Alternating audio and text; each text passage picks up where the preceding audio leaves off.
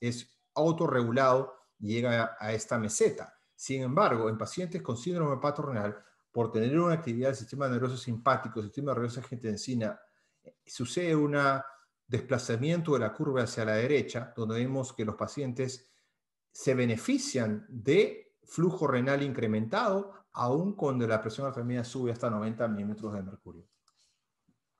Importante saber que esto no se aplica a todos los pacientes, que hay ciertos pacientes en los cuales no responden, y este reporte Nazar demostró que bilirrubina es un factor importante. Pacientes que tengan bilirrubina de 20, 30, generalmente no responden, y acá tenemos lo que demostró Nazar.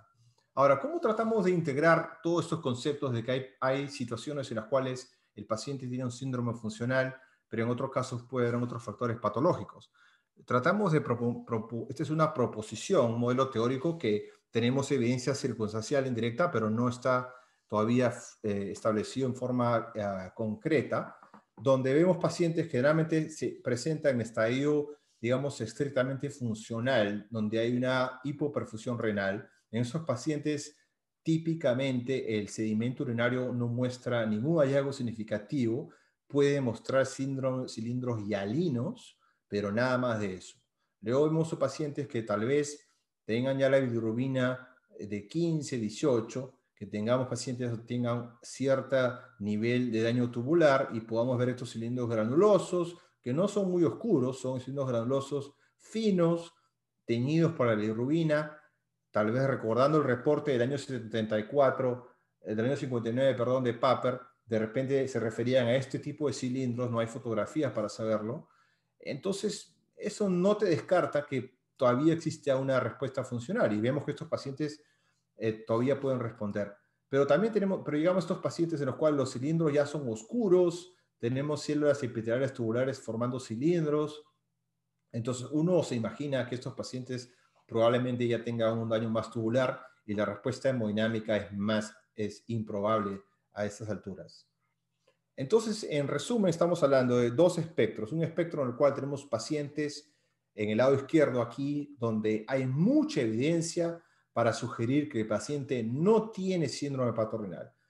Tenemos acá paciente con sangre en la orina, mucha proteinuria, el sodio urinario está muy alto, hay glóbulos rojos dismórficos, hay cilindros granulosos oscuros como en esta figura, o tal vez el paciente tiene hidronefrosis, está obstruido, el paciente está en shock séptico o el paciente está muy hipertenso. Todos estos factores pues no encajan con el hepato renal y en este grupo estamos todos de acuerdo que no vamos a llamarlo hepato renal. En el lado derecho tenemos el otro extremo, un paciente que parece un paciente de libro, ¿no? No tiene sangre en la orina, no tiene células, no hay cilindros, la fracción de excreción de sodio está no solamente baja, sino muy baja, 0.1%. La presión está un poquito baja, la presión arterial media está en 65, está oligúrico, la ecografía está normal y el sedimento muestra solamente hialinos y el paciente tiene además hiponatremia. Entonces este paciente pues no hay duda que encaja en síndrome hepatorenal, así es que no respondió a volumen. Pero lamentablemente tenemos un grupo en el medio donde uno no está seguro, que puede ser más del tercio de pacientes, donde hay un poco de sangre, pero no hay mucha. Tenemos cilindros que no están muy oscuros, pero tenemos muchas células epiteliales. El paciente ha recibido antibióticos, entonces no tenemos la certeza de que no haya pasado daño. Hay glóbulos blancos también en la orina. La ecografía no podemos saber porque hay mucha ascitis.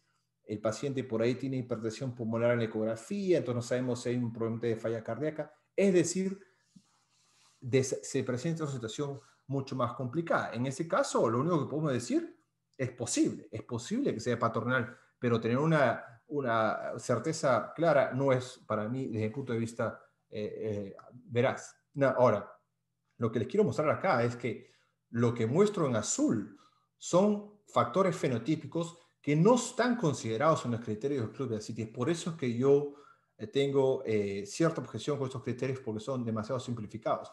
Todos estos factores que están en azul no son parte de, no están considerados o evaluados en forma útil por el Club de ascitis. Entonces, volvamos a la parte final del manejo. Llegamos a un paciente en el cual no me parece que se pueda hacer una dicotomía, pero lo que sí se puede hacer es separar el que no tiene, el que sí tiene y el que es posible. Y dentro de esos grupos uno tiene que definir, ok, ¿cómo manejo los posibles?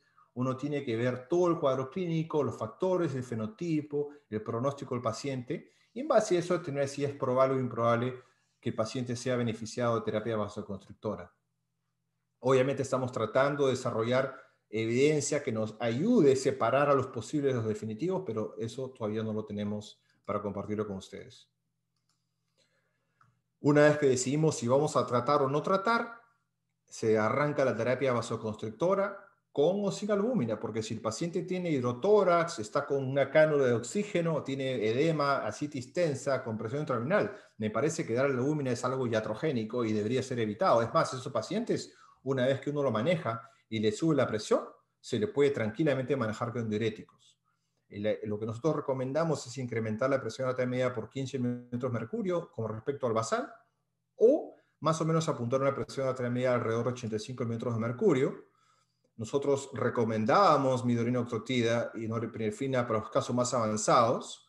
Los pacientes que responden a norepinefrina se los trata hasta 7 a 10 días, y si no responde, después de 2 días uno tiene que parar. Si recurre y responde, le puedes repetir el curso. Ahora, con los estudios con terlipresina que han cambiado un poco el panorama, no para muchos países en Europa y México, donde ya se conoce hace muchos años, pero básicamente tenemos una situación que si el paciente está en piso, terlipresina podría ser más práctico porque no requiere infusión directa, mientras que el paciente de cuidados intensivos, yo prefiero el uso de norepinefrina porque uno puede controlar más y manejar la presión de una manera mucho más, más controlada. Pero obviamente si el paciente desarrolla taquicardia, se puede usar terlipresina, pero terlipresina puede estar asociado también a complicaciones isquémicas. Entonces uno tiene que escoger ahí dependiendo del paciente. Bueno, eso básicamente es lo que quería compartirles el día de hoy. Las conclusiones, básicamente en 3 puntos principales.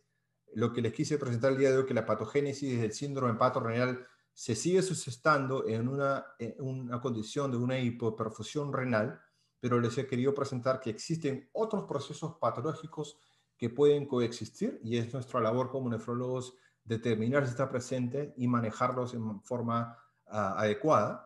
El diagnóstico de síndrome hepatorenal tipo 1 requiere una evaluación muy acuciosa. No tenemos un test definitivo, lamentablemente, y existe mucha complejidad y mucha severidad en estos pacientes, por lo cual uno tiene que tratar de utilizar todas las herramientas a mano para tomar una decisión correcta. Finalmente, la terapia vasoconstrictora, ya sea con norepinefrina o terlipresina en el síndrome hepatorenal, siempre apuntando a una elevación de la presión arterial media, ha demostrado que lleva a una mejoría de la función renal.